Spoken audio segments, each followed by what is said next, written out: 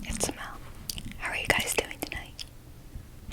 Sorry for my unplanned absence for the past almost month.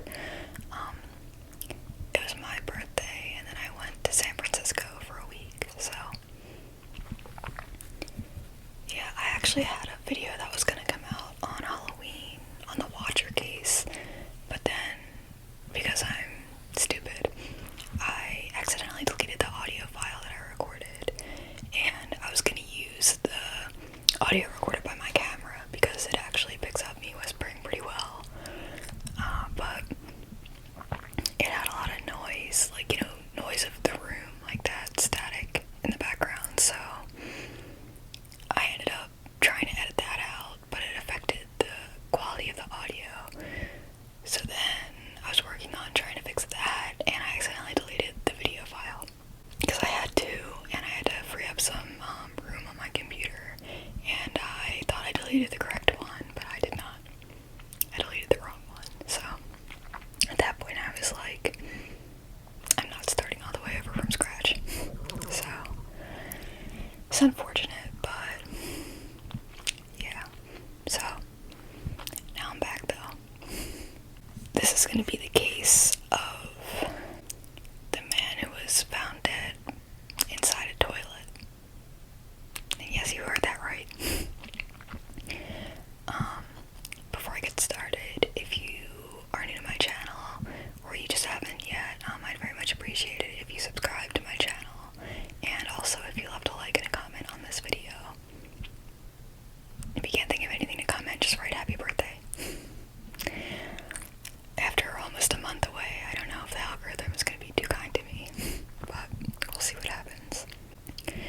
So, in Japanese, the name of this case is Fukushima Josei Kyoin Takuben Sonai Kaishi Jiken.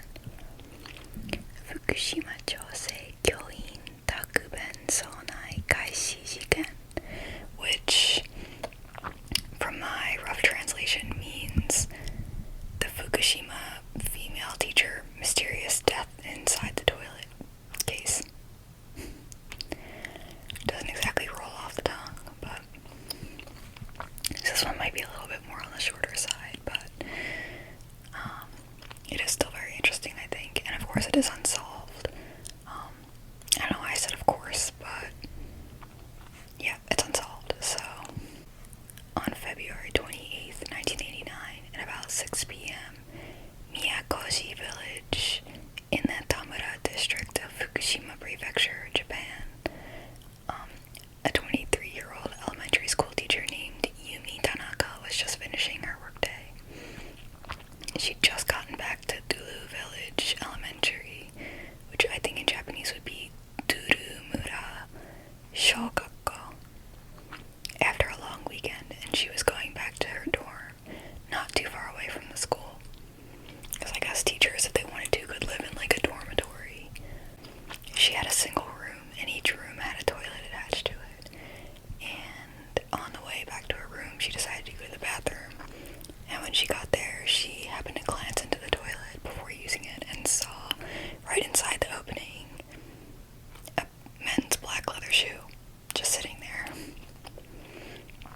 And so in 1989, in a rural village, the kind of toilet that was standard there was still a Japanese-style toilet, which is a squat toilet. Which, if you're not familiar with that, it's basically just a hole in the ground with a flat porcelain, something similar to a toilet bowl, but not really, because it doesn't have water in it, and it's flat. And, as the name suggests, you just pop a squat over it and do your business. So directly underneath the toilet, in this case, I don't know if this is how all of them were or what, but directly underneath the toilet is a big septic tank. Well, it's not that big, but it's basically like a big square with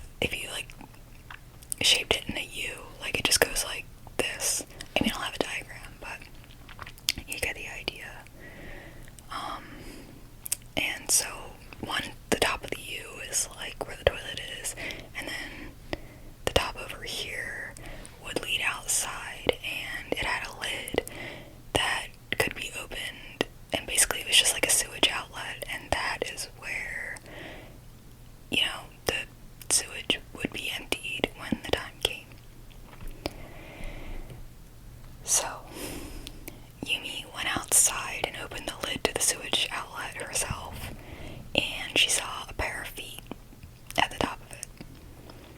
Understandably shocked, she screamed and ran to call the school's principal and her colleagues, one of which called the police. Throughout all of that, the person in the tank never moved at all, like they definitely would have if they were alive. When the police got there, they tried to pull the person out, but the opening of the pipe was only 36 centimeters, which is about 14 inches in diameter, and so he did not fit out the hole. The person was definitely stuck, and it was pretty obvious by that point that they weren't alive either. After a while, the police called in the fire department, and they got an excavator and crane to dig the sewage tank up and cut it open, and that's how they finally got the guy out. And since they were stirring the entire scene up, a lot of the evidence that might have been left behind got stirred up too, which would become an issue as the investigation went on, but we'll get to that. When they finally got a good look at the body inside the tank, it was laying on its back, bent up with the hands crossed over his chest, holding a neatly folded shirt or coat. He himself was shirtless and barefoot, with only one shoe actually being found on the scene near his head, which, like I said, was at the toilet's opening. His face was pointed toward the toilet's opening as if he was trying to peep on the person using it. The body was thoroughly washed twice before the autopsy was done, which of course would have washed away any kind of fingerprints or residue evidence, but you know, it probably was covered in gross stuff after all. The man was identified as 26-year-old Naoyuki Kanno, though one article I found said that his last name was Sugano, but we're just gonna go with Kanno. And he was well known in the village and had a very positive reputation. He worked as a sales manager at a company that supported the nuclear power plant in the area. Other articles listed his job variously, more vaguely, so I don't know if he really was a sales manager or, you know, the company that he worked at was sort of listed in a vague way too, so I'm not exactly sure what the company was, but it definitely worked with a nuclear plant, though he didn't work at the nuclear plant, so basically he was practically famous in the village for being a very, very nice guy. He was very generous. He would help out anyone in the village who was in need, and he was known as being very intelligent. You know, just all good things, pretty much. He was last seen 4 days before his body was found, on the 24th of February, around 10 in the morning, when he told his father, who had been watching TV in the living room at the time, that he was going out to run some errands. His father reported that he was acting the way he usually did,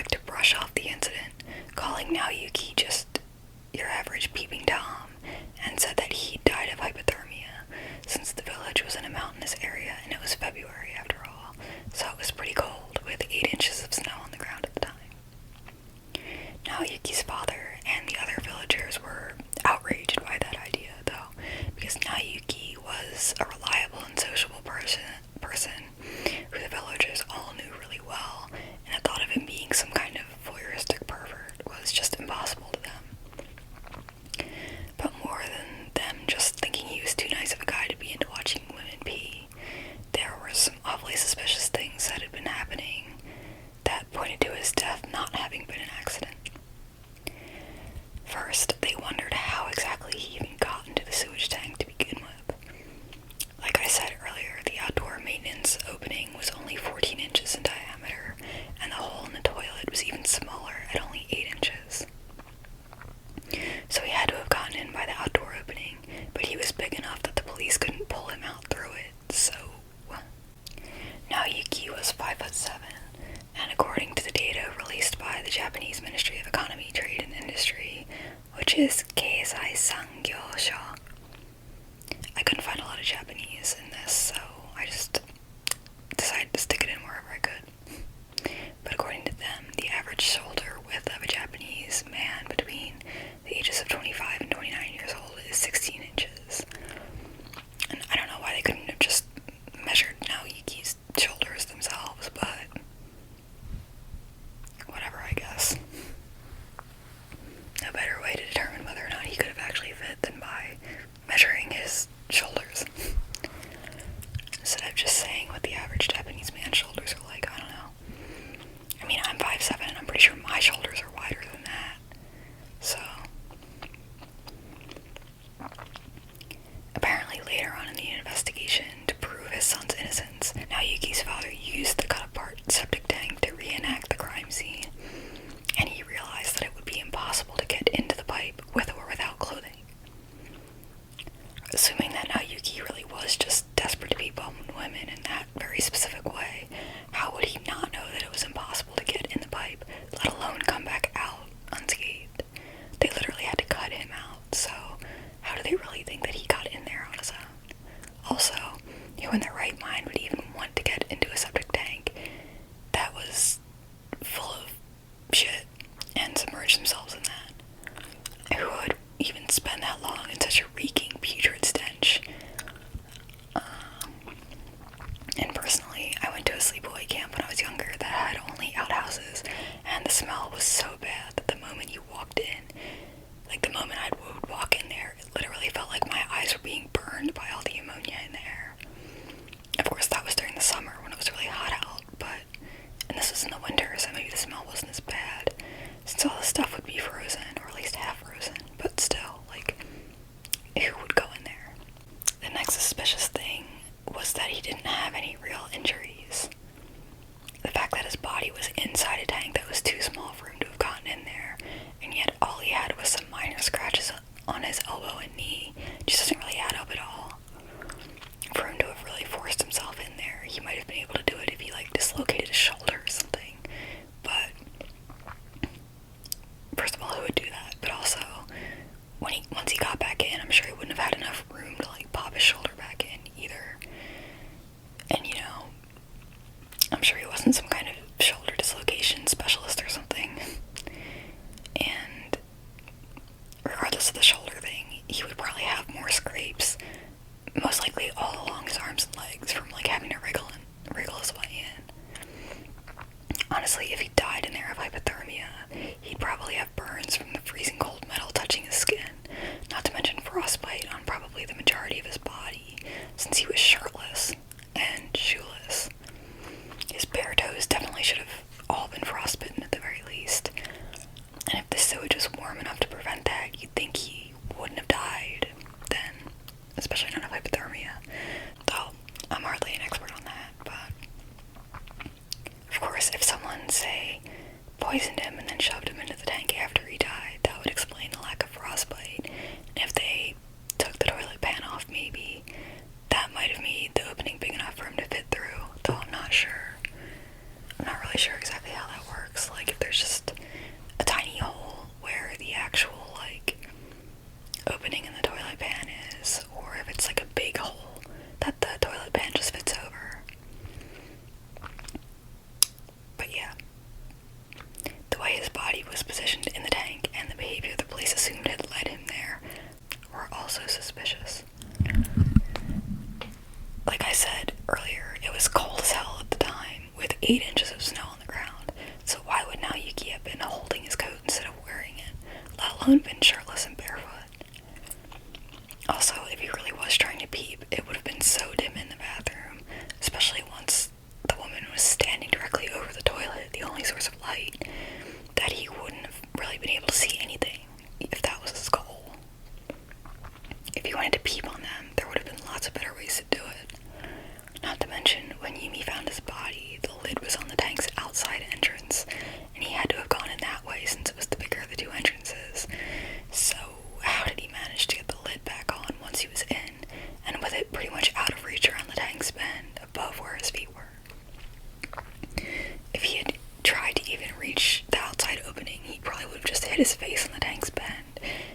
arms probably would have only reached halfway, if that. And I really doubt he was a contortionist or extremely dexterous with his feet, enough to pick the lid up from the ground outside and screw it on with them. The fact that he only had one shoe was also pretty weird. After the police thoroughly searched the septic tank, they still only found one of the shoes, the one that had been at the entrance to the toilet by where his head had been. So, did he walk to the septic tank with only one shoe on in 8 inches of snow? And why would he have left one shoe up on the toilet anyway? Eventually, the police found the other shoe by a riverbed that was very far from the school and its toilets, though another article I read said that it was found near his car.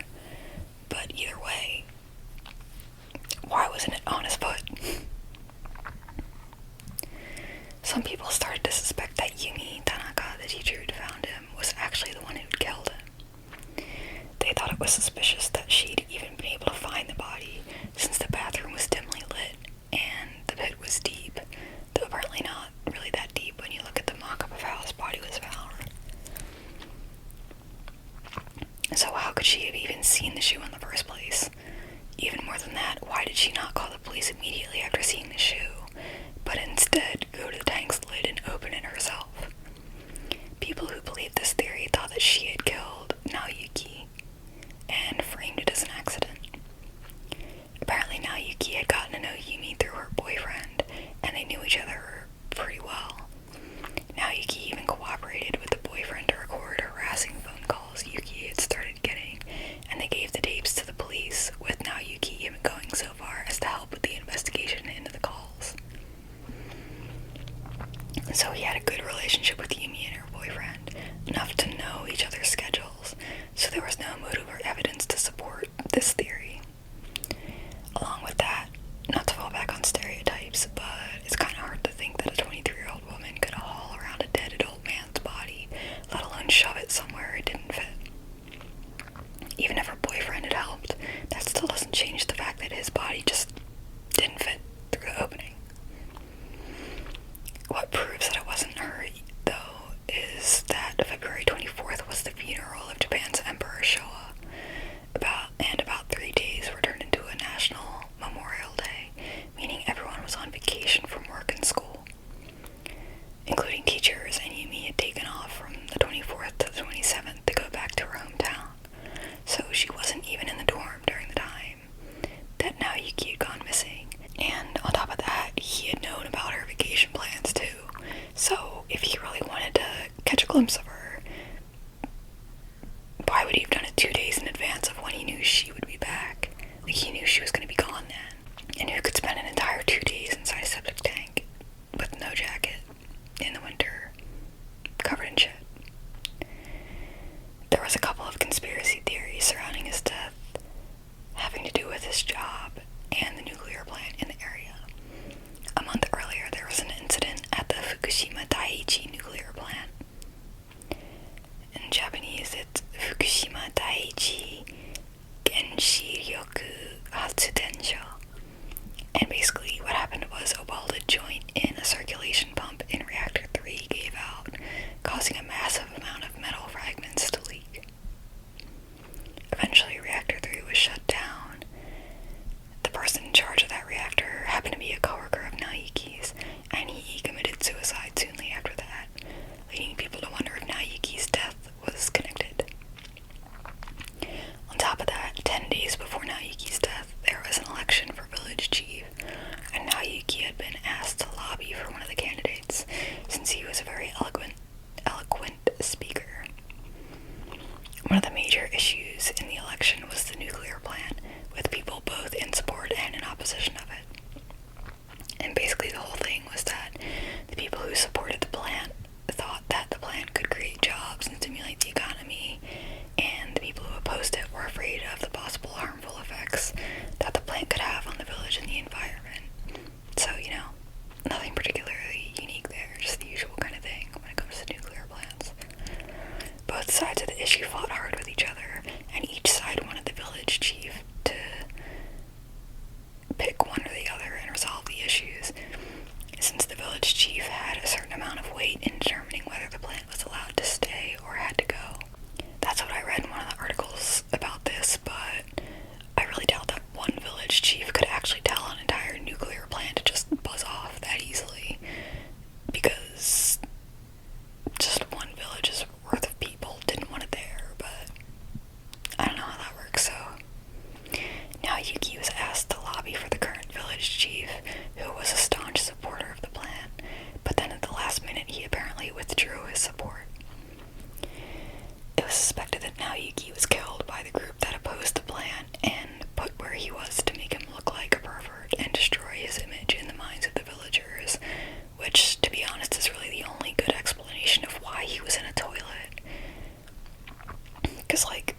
the idea that he was there to peep, I don't know, I just can't believe that.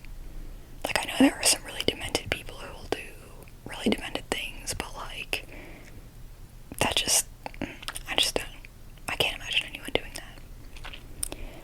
So, the thing that's even more suspicious about this whole conspiracy theory particularly is that his death happened right after the election ended. I don't know which side won, but even if the chief that the opposition wanted to get elected got elected after all, they still could have had hate on for Naoyuki. Despite the town's outrage over the police's treatment of Naoyuki, the police didn't budge in their opinion that his death was accidental and caused by hypothermia. Even a petition signed by over 4,000 people, which was half the village's entire population, couldn't get them to take a second look at the case, and since there was no evidence of a homicide, the case was officially closed. On March 1st, 2005, Miyakoshi, which is the village that they were in, along with the towns Funehiki, Ogoe, Takine, and Tokiwa, were all merged to create the city of Tamura. The area covered by the former village has been reclassified as a borough within the city of Tamura, or Tamura Toshi. So that's not really related to the case, but basically the town doesn't exist anymore. So I just thought that was an interesting detail to add. That's not too uncommon, though, for very small towns to sort of get merged with each other in Japan, because there's a lot of depopulation going on in those kinds of areas, since most people want to live in a major city and not a tiny rural village anymore. But yeah, so it was a pretty short case. Like I said, I don't know, I didn't mention this at the beginning, but basically Miyakoshi, the place that I've been talking about, is about 3.5 hours north of Tokyo, just for reference, geographically. I know Tokyo is sort of in the middle of Japan, I guess, so, yeah. But, yeah, I do think that this case is pretty interesting. I definitely think that, like, that whole thing about him being a peeping Tom just seems like bullshit to me. Like, I know that just because someone seems really nice and volunteers with the youth groups and is a good speaker, that doesn't mean that they're not, like, some kind of weirdo. But, yeah, it just kind of strains credulity that he wedged himself into a pipe that he physically did not fit in, but without any kind of scrapes or bruises on his shoulders, and then stayed in there willingly for 2 days in the winter in piss and shit for no reason, because he knew the chick he wanted to peep on wasn't even there. Yeah, I mean, I just can't believe that any, like, sane person would do that. I can't really believe that any insane person would do that. Like, I guess it's possible that he put himself in there and then panicked and when he realized he couldn't get out, but, like, well, still, why would he go in there then? If he wanted to peep on Yumi, he would have gone in at least, like, the day before she got back. Like, if not that day. Like, not 2 days before. And if he had panicked and freaked out, he probably would have been covered in bruises from, like, thrashing around to try and get himself back out. So, I don't think that really even explains it either. But, honestly, the police's, like, reluctance to do any kind of investigation on it really seems a little suspicious too. Like, someone was paying them off or something to not give a shit. I don't know, sometimes the Japanese police are notorious for not giving a shit when they should. So, yeah, but I thought that case was a little bit more, I don't want to say lighthearted, but less vicious, I guess, than a lot of the other cases that I do.